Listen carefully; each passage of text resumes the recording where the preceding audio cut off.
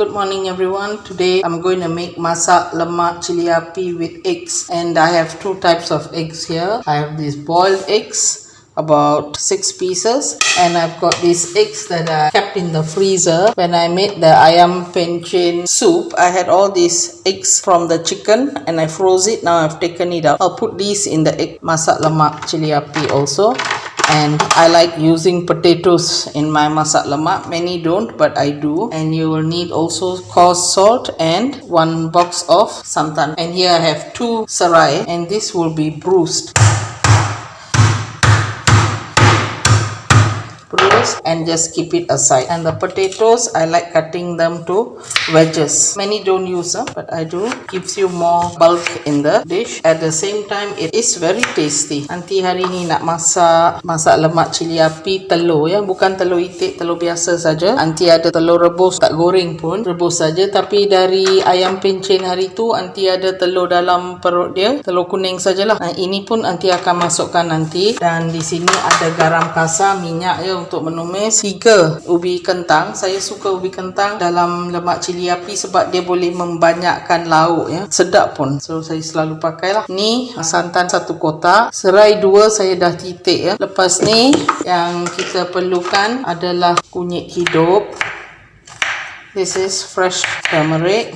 All these things will be blended coarsely only. You can even pound it. And about 7 small onions will go in, 3 garlic, and this chili padi, it's up to you how much you want to use. So I'm using about 6 of the red ones and small variety of the chili padi, about 8 or 9. Okay, all these things will be roughly blended. You use how much you feel you want. If you don't want to use the red one, you don't have or anything like that, then you just use the green ones. Nanti nak blend lah. 3 bawang putih dan bawang merah kecil dekat 7 ke 8, dan ada kunyit hidup di sini ya. Kunyit hidup ada macam dekat 2 inci lah. Dan cili api ya, nanti ambil campuran cili api merah dengan hijau ya. Pulang berapa kamu nak. Sekarang nanti nak blend kasar saja. Okay, after roughly blending, this is what I've got. You can pound it. In fact, it will be prettier when you pound it. And you'll also need some water. And here I have got 1 piece of asam gelugur or asam keping, and some daun limau purut, about 3. And this is bay leaf, the local bay leaf that they call daun salam. You can buy it in the market. It's normally sold in branches. So what you do is you buy 1 branch, go home, wash it quickly, dry it, and put it in the sun until all the leaves have dried up. Then put it in a container. Sometimes it will turn black. It is still usable. Okay, like right now it's dark brown. After some time it will turn bad. It doesn't mean it's gone bad. It's just the way it is. Okay, this is the local bay leaf. I've taken 2 of it. Daun salam. It's called daun salam. Nanti sudah siapkan air. Mungkin lebih sikit daripada ni. Inilah bahan-bahan blend kasar tadi. Tumbuk pun lagi cantik. Dan di sini ada asam keping 1 yang besar sikit. Daun limau purut 3 dan daun salam 2. Semua orang tahu kan daun salam. Nanti beli selalu macam dekat pasar 1 tangkai tu, cuci dan keringkan dekat matahari. Lepas tu masukkan dalam Tupperware dan simpan dalam peti dingin beku lah. Dia tahan lama. Baru-baru ni nanti cuba tanam lah. Belum ada apa-apa petunjuk boleh hidup ke tidak batang tu. Nanti cuba tanam dalam pasu. Okay, lepas ni kita start masak. I put in some oil. What will go in is the serai, the bruised serai first, followed by all the roughly pounded cili padi and the onions and the garlic. Okay, nanti dah panaskan periuk tanah ni ya, periuk klepot ni, dan masukkan serai dan semua bahan-bahan yang ditumbuk kasar ni, nanti giling kasar. Saute this until you get a very nice smell.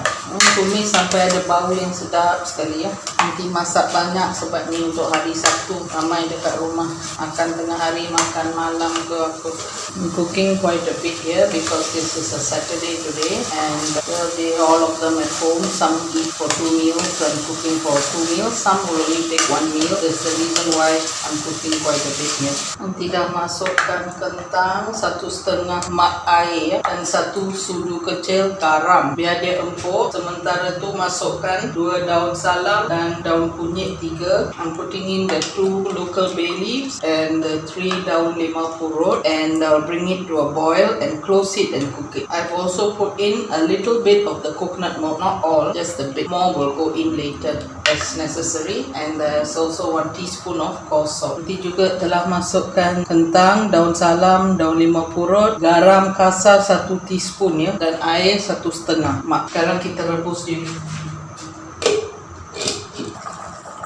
Now I will taste it. It's almost cooked, the potato. I'll put in the eggs, the egg yolks first, because this takes time to cook. Saya dah rasa tadi kentang dekat-dekat empuk ya, dan saya tambahkan lagi 1 sudu garam dan juga telur kuning daripada ayam pencen tu, dan juga asam keping. I've also added in the asam keping in and salt, and now I will cook this down a bit, just a bit, because they are just yolks. It will cook very fast, followed by all the boiled eggs. Sekarang saya masukkan telur rebus kali ya, dan santan pekat lepas ni. Ya, semua masak empuk, masukkan santan pekat. If you want, you can use Maggi cukup rasa or Ajinomoto. It's up to you. I will see how it is. If the taste is not that strong, then I will add in Maggi cukup rasa.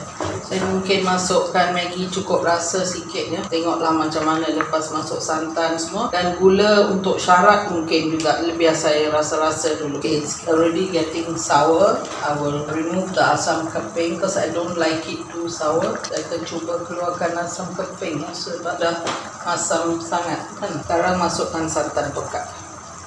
Masuk sikit-sikit, tengok macam mana kamu suka. Don't add the santan all in one go. Just add it until you get the consistency you like. It depends on how much gravy you want. Like I said, I'm making a lot of gravy today. What goes well with this would be fried salted fish. That will go well.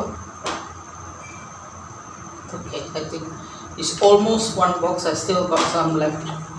Okay, I would add in about 1 teaspoon flat of Maggi cukup rasa.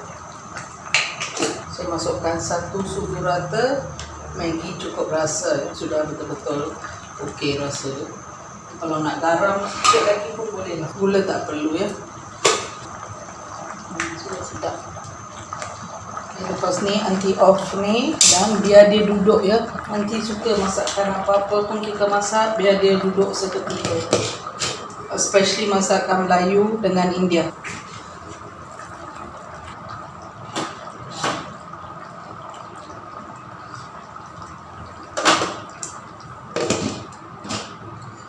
Inilah dia masak lemak telur ayam ya, dengan kentang sekali. Cuba di rumah dan tolong subscribe yang belum subscribe, dan like, share. Okay, dia memang sedap. Boleh dimakan begitu saja dengan nasi dan sayur apa-apa, ataupun boleh tambah ayam goreng, sayur lain. Okay, dia memang sedap. Dengan kombinasi ni pun sedap. Tapi kalau tak ada telur ayam pencen ni, tak apa, terus buat aja. Kalau tak ada kentang pun tak apa, terus buat aja. Dia memang sedap. Okay, this is egg masak lemak cili padi, and I've added in the egg yolk from the retired chicken. But if you don't have it, you can still make it even with potatoes and just eggs. But if you don't have even potatoes, do it with just eggs alone. It is nice on its own.